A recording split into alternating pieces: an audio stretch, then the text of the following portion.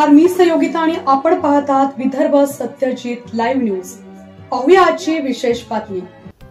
शामभाऊ उमाळकर म्हणतात, आमची स्वबळाची व आघाडीची दोन्हीची तयारी आहे। भाजप राज्यात मनमानी कारभार चालवत आहे। सध्या तरी विलासराव चनखोरे व कासमभाई गवळी ही दोनच नावे आहेत। आपण पाहत आहात विदर्भ सत्यजित लाईव्ह न्यूज।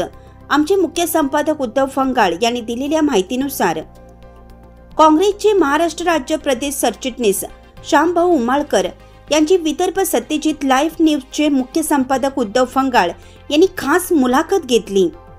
या मुलाखतीमध्ये शामभाऊ उमाळकर यांनी वेगवेगळ्या प्रश्नाला अतिशय अभ्यासपूर्ण उत्तरे दिली। तर राज्यात निवडणुका लांबणीवर पडण्याचं कारण म्हणजेच भाजपचा मनमानी कारभार आहे। भाजपला बहुतेक निवडणुका होऊ द्यायचं नाही। निवडणुका न झाल्यामुळे अधिकाऱ्यांवर भाजपच्या किंवा महायुतीच्या लोकांचा प्रभाव असून शासनाच्या योजना शेवटच्या घटकापर्यंत पोहोचत नाहीत। अधिकारी कर्मचारी वर्ग त्यांना वाटेल त्या पद्धतीने काम करत आहेत। त्यामुळे नगरपालिका, जिल्हा परिषद, पंचायत समिती निवडणुका लवकरात लवकर होण्याची गरज आहे। भारत देशामध्ये लोकशाही आहे, त्यामुळे ज्या निवडणुकीची मुदत संपली असेल किंवा संपत असेल त्या मुदतीच्या अगोदर दुसऱ्या निवडणुका होणं गरजेचं असतं। मात्र जाणीवपूर्वक या निवडणुका लांबणीवर टाकण्याचा भाजपचा डाव आहे व तो यशस्वी सुद्धा होत आहे। मात्र लोकशाहीच्या दृष्टीनं ही चांगली बाब नाही। त्याचबरोबर मेहकर नगरपालिकेमध्ये आमची संपूर्ण तयारी आहे। स्वतंत्र निवडणूक लढलो तरी आम्हीच विजयी होणार व आघाडीमध्ये लढलो तरी आम्हीच विजयी होणार, असे शामभाऊ उमाळकर यांनी सांगितलं।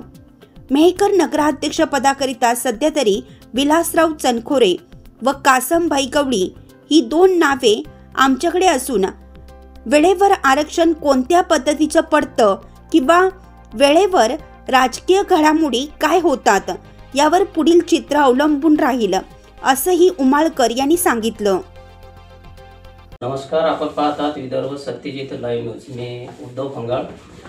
आपल्यासोबत काँग्रेस पक्षाचे महाराष्ट्र राज्याचे सरचिटणीस शामभाऊ उमाळकर आहेत। एक राजकारणामध्ये अतिशय जुना अनुभव, विविध सत्ता नंतर विरोधामध्ये आणि मेहकर शहर असो, बुलढाणा जिल्हा असो, महाराष्ट्र असो आणि वेगवेगळ्या निवडणुकीमध्ये महाराष्ट्राच्या बाहेर सुद्धा काँग्रेस पक्षाच्या वतीनं त्यांची नियुक्ती करण्यात आली होती आणि ज्या ठिकाणी त्यांची प्रभारी म्हणून निवडणुकीच्या काळात नियुक्ती करण्यात आली होती त्या ठिकाणच्या अनेक ठिकाणी त्यांना यश सुद्धा आलेले आहे।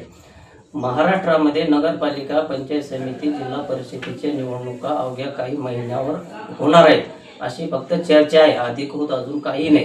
गेल्या 2.5-3 वर्षापासून महाराष्ट्रामध्ये ह्या निवडणुका झाल्या नाहीत। मग एक प्रकारे भारत देशामध्ये जी लोकशाही आहे ती लोकशाही बाजूला सारण्याचा प्रयत्न होत आहे का, किंवा इतर काही गोष्टी आपण त्यांच्याकडूनच जाणून घेऊया।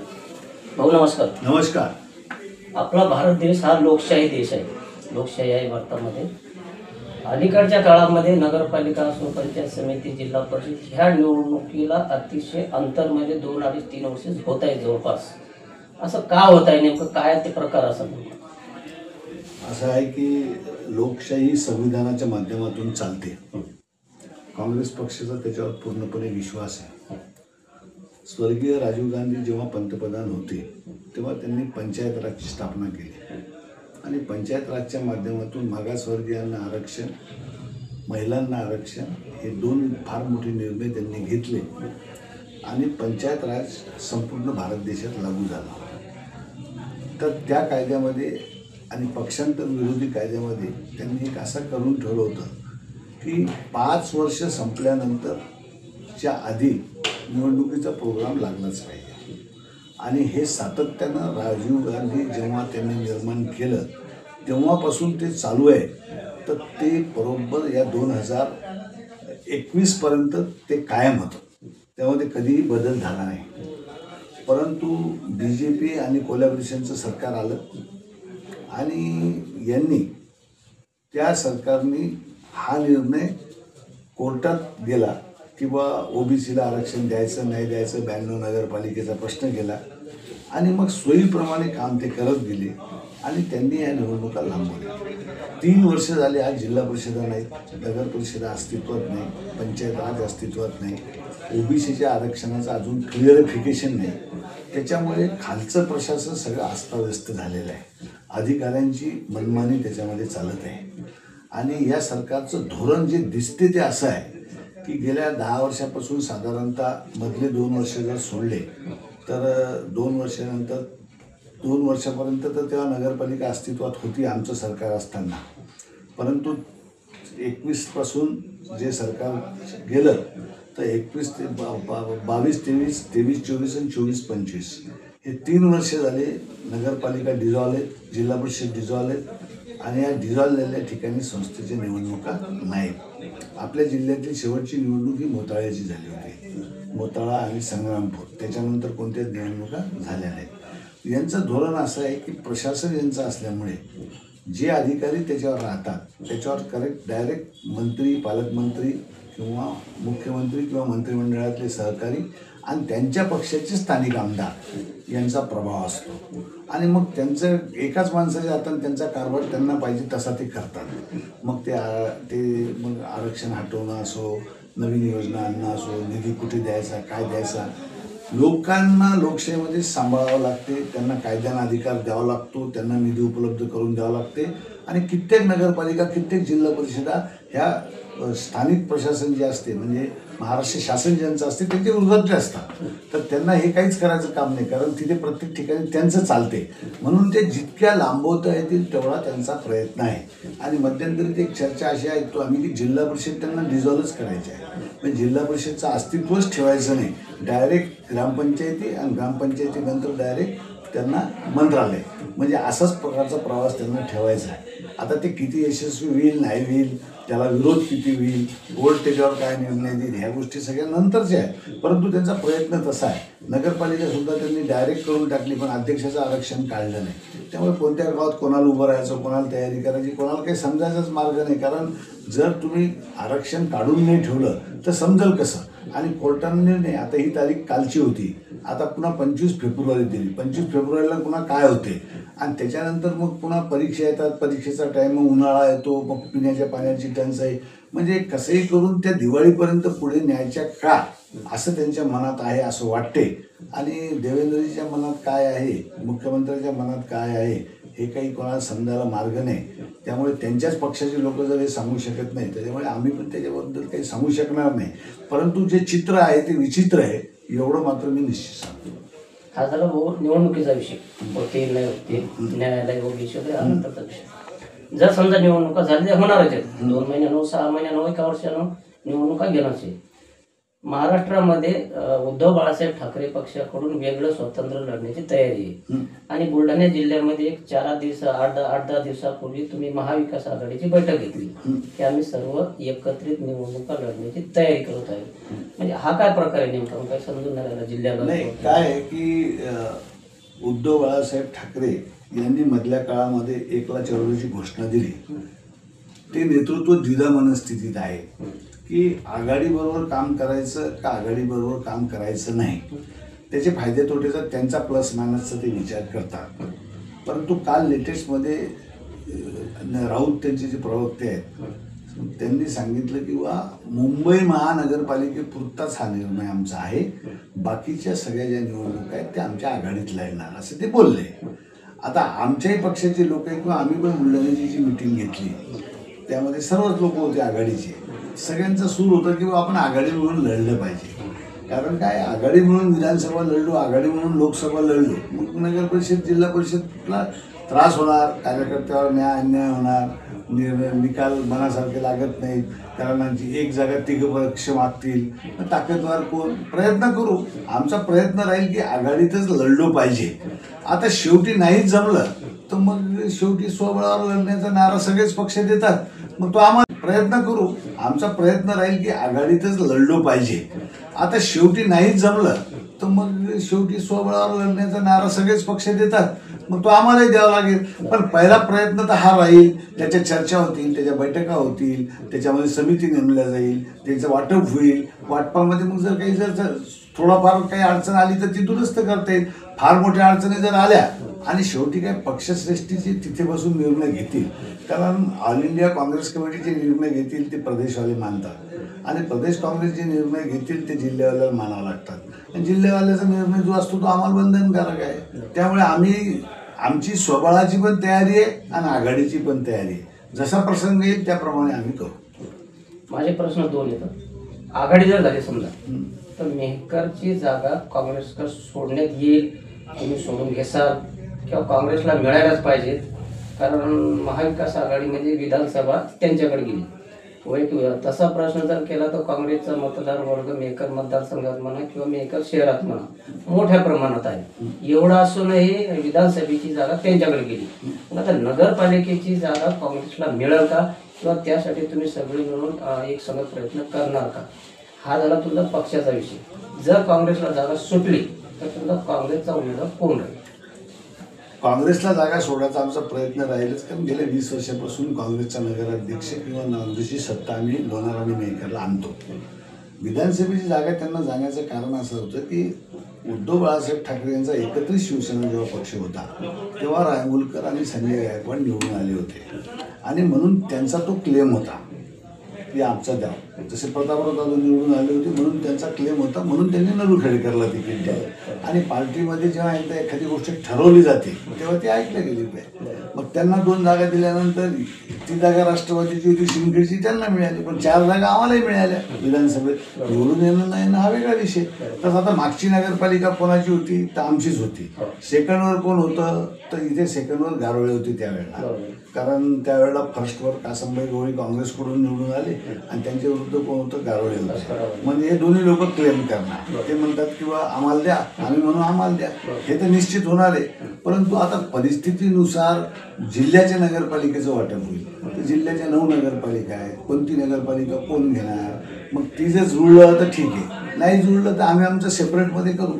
आणि सेपरेटमधला उमेदवार आज नाही सांगतायत. पहिली गोष्ट, आरक्षण जोपर्यंत पडत नाही तोपर्यंत तुम्हाला कोणतंच गणित मांडता येत नाही. पण 4-5 प्राबल्य उमेदवार आहेत की जे नेहमी करता म्हणत असतात की मला तिकीट द्या म्हणून. त्या पद्धतीने नावं सांगायला काय, तुम्हाला नाव माहिती आहे की बा सेनेवाल्याकडून गारोळे तिकीट मागतात, काँग्रेस पक्षाकडून 2 लोक दावेदार आहेत जे विलास चंदपुरे म्हणतात मी तिकीट मागणार म्हणजे मला उभं राहायचं. त्याच्यानंतर कासम गोळे म्हणतील की मला उभं राहायचं. कलीम खान म्हणतात मुस्लिममधून गेलं तर मी पण एक चेहरा आहे. पंकज अजरी म्हणतात माझा 10 वर्षाचा अनुभव आहे. तर उमेदवाराची संख्या जी असते ती त्यावेळेला आरक्षण काय निघते याला अत्यंत महत्व आहे. कारण बिना आरक्षणाचं गणित लावून मागासवर्गाचं आरक्षण निघालं काय करणार, महिलाचं आरक्षण निघालं काय निघणार, महिला काही लोकांना राजकारणात राहायचं पण महिला उभी नाही करायची. हे इतके जे प्रश्न निर्माण होतात त्या सगळ्या प्रश्नाचे उत्तर आज देऊन काहीच उपयोग नाही.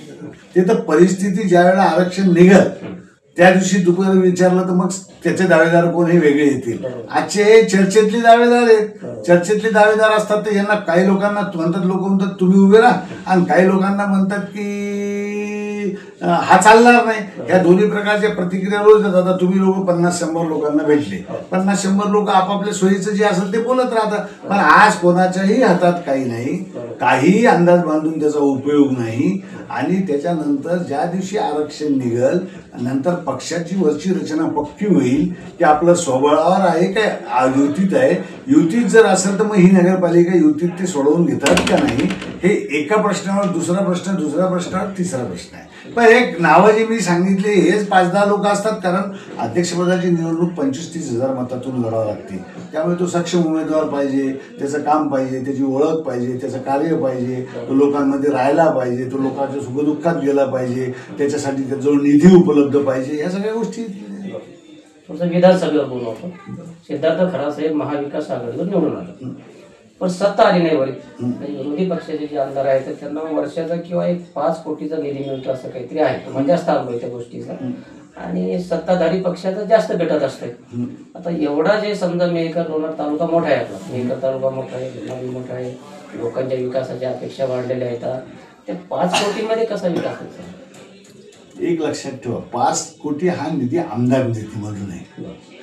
आमदार निधीच्या व्यतिरिक्त ज्या ज्या गोष्टीच्या योजना करायच्या असतात त्याचे प्रस्ताव शासनाकडे देऊन त्याचा पाठपुरवठा जर केला तर ठीक आहे, सत्तारूढ पार्टीचा जर आमदार असला तर त्याला थोडंसं जास्त झुकलं माप दिलं जाते हे आपण पाहतो. परंतु याही लोकांना निधी मिळतो, या लोकांना व्यक्तिगत थोडी निधी द्यावा लागतो. समजा 82 कडून प्रस्ताव केला रस्त्याचा, तर 82च्या खात्यामध्ये जो निधी आहे त्याच्यासाठी हे प्रायोरिटीवर चांगलं आहे का नाही काम याला महत्व आहे. विरोधीवाल्या आमदाराला काम करताना त्रास होतो, पण त्याचा पाठपुरवठा असला शेवटी विरोधीवाला आवाजही उठवू शकतो. जनतेचे प्रश्न घेऊन जर त्यांना आवाज उठवला आणि त्यांनी म्हटलं की शासन हे जाणून बुजून करत नाही की हा पूल अत्यंत महत्त्वाचा आहे, पण हा पूल जर करत नसतील आणि 2 गावं जर जोडल्या जात नसतील तर त्याचा असंतोष तयार होतो. शासन असंतोष घ्यायला तयार नसते, कारण ज्या प्रत्येक गाव, प्रत्येक जात, हा प्रत्येक समाज यांनी मतदान सगळ्यांना केलेलं असते. निवडणूक हारो का जिंकू असं एकही गाव नाही की त्या गावात एकही मत त्यांना पडलं नाही. रानूरकरलाही मत पडले तर सिद्धार्थ खरातलाही पडले, तर तिसरा उमेदवार असेल तर त्यालाही 5 पडले. कोणाला 5 पडले असतील, कोणाला 350 पडले असतील, कोणाला 450 पडले असतील, पण मतं हे पडतातच. त्यामुळे जेव्हा तुम्ही लोकप्रतिनिधी होता तेव्हा जनतेसाठी आवाज उठवला पाहिजे, हे त्याचं काम आहे. आणि शासन दरबारी आपल्याला असं वाटत असते दर 10-10 मिनिटांना कोणत्या पक्षाचा आहे हे पाहिल्या जात नाही. तसं आमच्याकडे सगळ्या समाजाचे, सगळ्या पक्षाचे लोक आमच्याकडे पैसे टाकतात, आमच्याकडे कर्जही मागतात. जी केस योग्य कागदपत्राची असेल ती आम्ही करतो आणि सगळ्यांना व्याजाचा दर आम्ही सारखा देतो. त्याच्यात कुठे भेदभाव होतो? याच प्रकारे काम तुम्हाला समाज विरोधात करावं लागतं. राजकारणामध्ये विरोध जास्त दिवस चालत नसतो, काही गोष्टी मागं पुढं करून वाटचाल करावी लागतात. राजकारणामध्ये धुळ्याचा धोरा किंवा असं काही नसतंय. कासमभाई गवळी आणि काँग्रेसचे जे 2 गट होतात, काँग्रेसला सध्या पडती बाजू आहे महाराष्ट्रामध्ये, त्याच्यामुळे जे पडती बाजू आहे महाराष्ट्रामध्ये, त्याच्यामुळे जे गटतट विसरून मी एकच नाही, महाराष्ट्रातल्या लोकांनी गटतट विसरून एकत्र येऊन एक काँग्रेसची ताकद वाढवायला पाहिजे. म्हणजे नगरपालिका, जिल्हा परिषद काही ठिकाणी आपल्या ताब्यात येतील यासाठी प्रयत्न करायला पाहिजे. मेकरच्या नगरपालिकेत निवडणुकीमध्ये तसं काही गटबाजी विसरून काम होईल का? अहो, प्रश्न असा आहे की लोकसभेमध्ये सगळ्या काँग्रेसने एकत्रित काम केलं, विधानसभेत केलं, तसं नगर परिषदमध्ये काम होईल ना. पण नगर परिषदचं सगळं तुम्ही नगर परिषदची भानगड अशी की तुमची लग्नाची तारीख ठरली नाही, तुम्ही पोराचं नाव काय ठेवायचं हे सांगायला लागले. त्याच्यामुळे पहिल्यांदा तुम्ही हे सगळं होऊ द्या, आरक्षण होऊ द्या, पक्षाची पॉलिसी होऊ द्या, आणि जेव्हा काँग्रेसमध्ये तिकीट द्यायचं त्यावेळेला मग तिकीट देताना कोण सक्षम आहेत लढणारे, लढणारा माणूस, निवडून येणारा माणूस, सक्षम माणूस हा उमेदवार आमचा राहील. तेव्हा ते शांभाऊ उमाळकर आपल्यासोबत, त्यांचा अनुभव पाहतात, त्यांना प्रश्न विचारायच्या अगोदर त्यांच्याजवळ उत्तर पूर्ण तयार असते. मी एका महाराष्ट्रातल्या निवडणुका ज्या लांबणीवर पडलेल्या आहेत, हे भाजपचं एक मनमानीचं राजकारण महाराष्ट्रामध्ये किंवा देशामध्ये सुरू असल्याचे त्यांनी सांगितले. येणाऱ्या नगरपालिका, जिल्हा परिषद असो किंवा कोणत्या निवडणुका असो, स्वतंत्र लढण्याची तयारी जरी असली तरी त्यांचे उमेदवार पूर्ण तयार आहेत.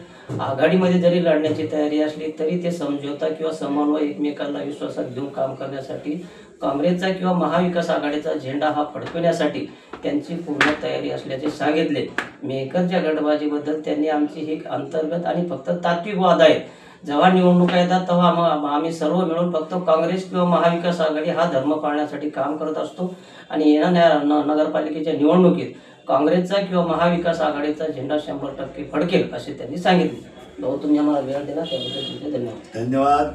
बातमी आवडल्यास लाईक करा, शेअर करा आणि सबस्क्राईब मात्र नक्की करा.